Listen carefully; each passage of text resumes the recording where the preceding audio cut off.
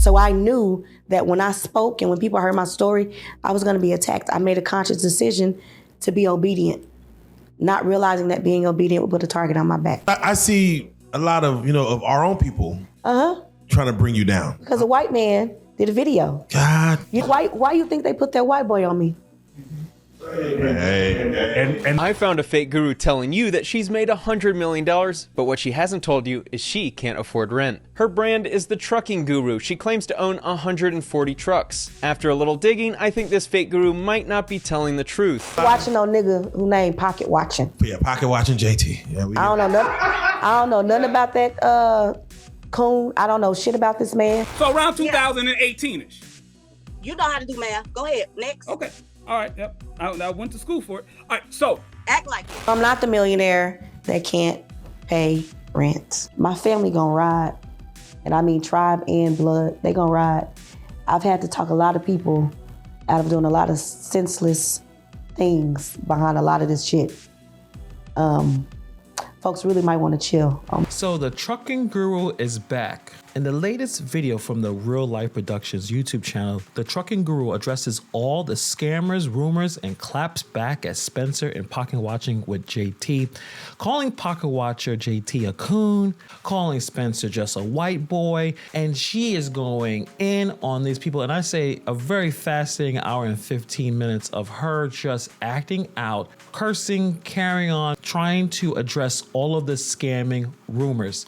We're gonna be talking about that in this video today. So let's just get down to some of the reasons why we're here in the first place. The trucking guru claimed that she made over $100 million.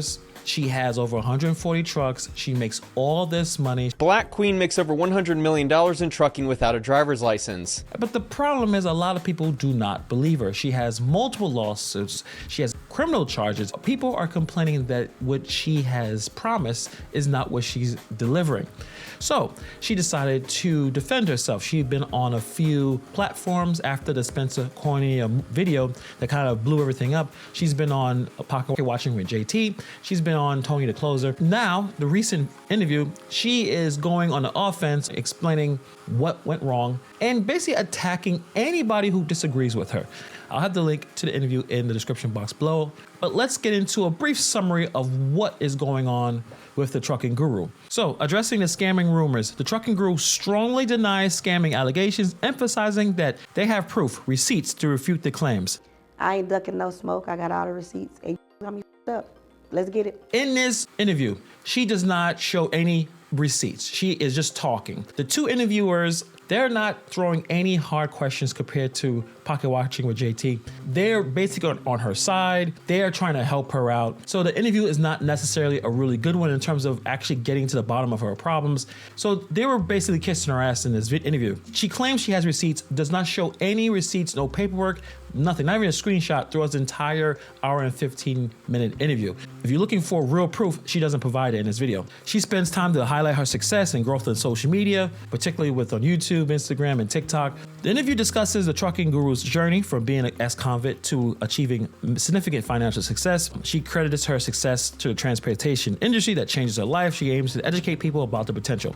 So this is where she starts to talk about the criticism, particularly from Spencer Cornea's video and that interview with Pocket Watching with JT. The guru responds to critics and negative comments, particularly focused on the impact of their previous interview that they had with this YouTube channel, The Real Life Productions, and the rumors that followed it. She insists on being transparent and open about their business dealings and personal life.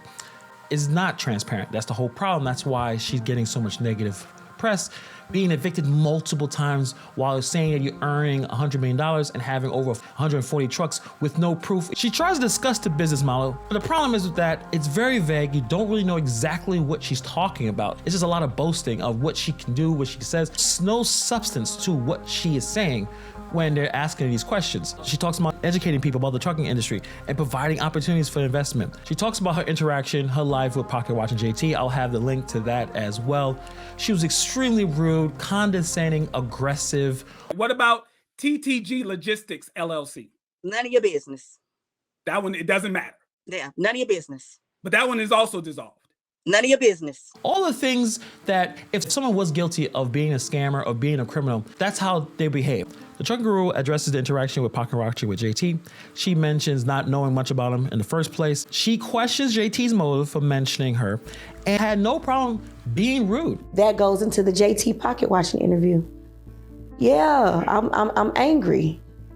I'm pissed. One of your First family off, members I'm in that not line? watching no nigga who named Pocket Watching. Yeah, pocket watching JT. Yeah, I don't know nothing about that coon. I don't know shit about this man. The people who were interviewing seemed to be okay with the way she was speaking to Pocket Watching George JT.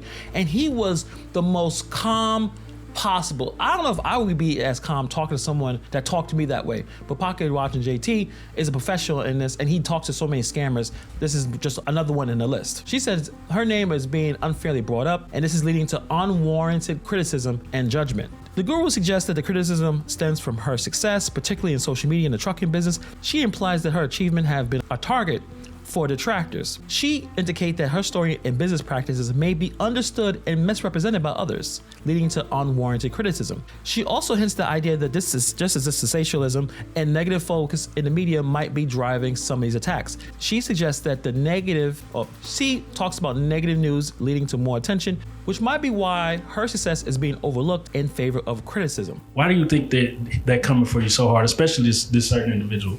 What do you think the motivation is behind? Spencer, it ain't why I think I know.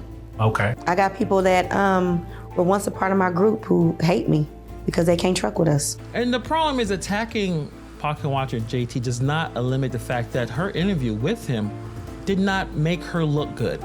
It didn't help her at all. I'll put the link to that interview in the description box below, but just for a brief recap of why I think it was a bad idea for her to come on, because it didn't really stop the fact that people still think that she's a scammer. Evading specific questions, the trucking guru often avoids directly answering questions about her business, particularly when it asks about the dissolve of the trucking guru TTG Logistics LLC. She only responded with statements like, it's none of your business, and I'm not in charge of that, evading answering real questions. Number 2, lack of clarity on the business structure. When asked about the setup and the dissolution of their business, the trucking guru gives vague answers, suggesting they wanted to be set up for the business properly, but did not elaborate on what was improper about the initial setup. Defending financial claims. The trucking guru reaffirms her claim of making over $100 million and owning over 140 trucks, but did not provide any concrete evidence or details to substantiate these claims. She did not provide any proof. Okay, how do you own over 140? How were you able to accumulate over 140? I paid cash for them. You paid cash for over 140 trucks. I did. And if you take your ass to Facebook Marketplace, you'll see trucks on there for 20, 30, sometimes 10,000. It's easy. It ain't rocket science. If you are trying to sell mentorships or courses or whatever, and people are looking to know what exactly, how do you do it? And also, do you have the paperwork to back up what you're saying? And if you cannot provide that, then why would I listen to you? Why would I join that course? Why should I join that mentorship? She addressed the evictions. She acknowledged one eviction related to a mansion that she lived in. I don't know a lot of people who have $100 million, who have all this money, getting evicted from a mansion. You have the money, right? But she suggested that other evictions on their record are either unknown or not relevant. She claims to move out of the mansion before the eviction process began and alleged that the landlord had personal issues. In the general defense of her personal and business reputation, the guru emphasizes her impact on changing lives and teaching people to become millionaires, and she's expressing frustration about the focus on her personal life and evictions, arguing that it overshadows their professional achievements. I have 500 and something people on the wait list. That's all. Waiting for my fucking mentorships to open. After y'all, and what's crazy is even with that white boy shit, it's like 2,000 something people that's waiting for me to mentor them. But the problem is when you are claiming to have all this money, being this successful in the truck industry, where I've seen tons and tons of comments on my last video about her. They're like, I'm in trucking. There is no way this person is making this much money.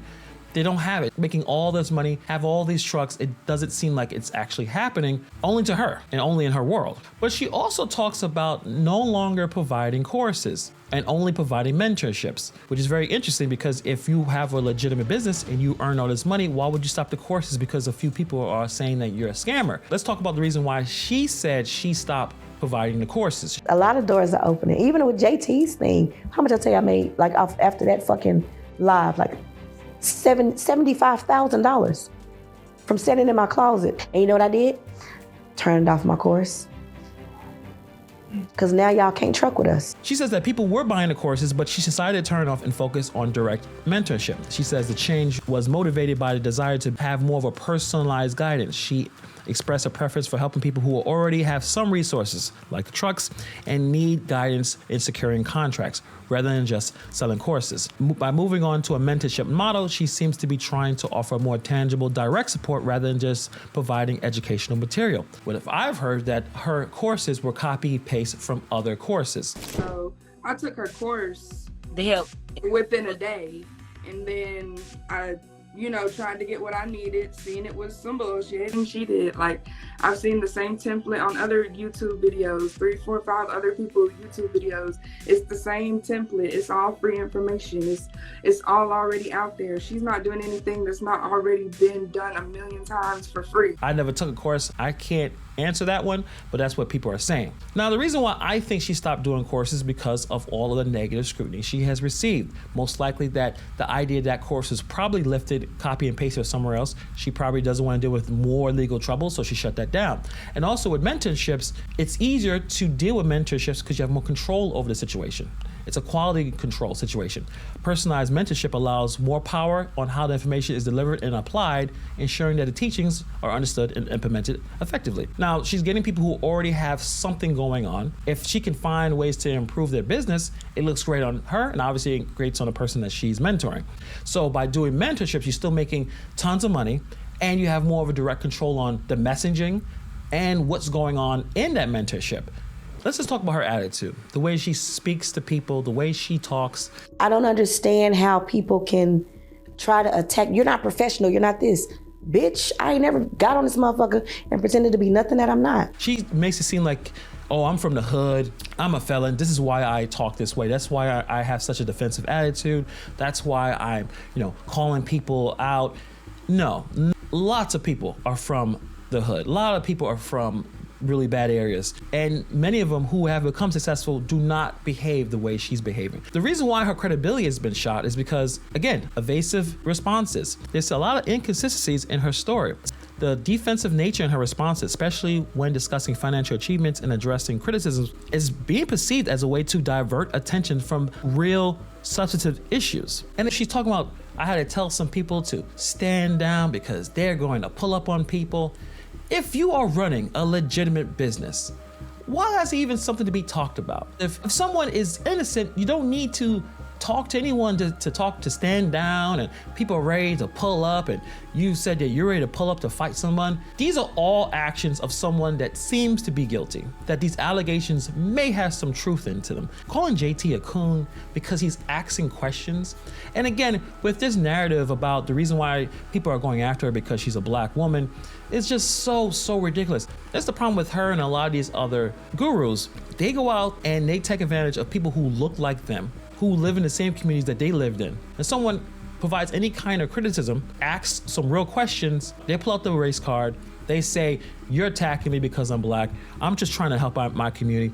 Very manipulative behavior, and it's really sad because the reason why people are going after the trucking guru, because she has taken advantage of the same people that she claims to uplift. Now, she says she's helped a few people be millionaires, sure.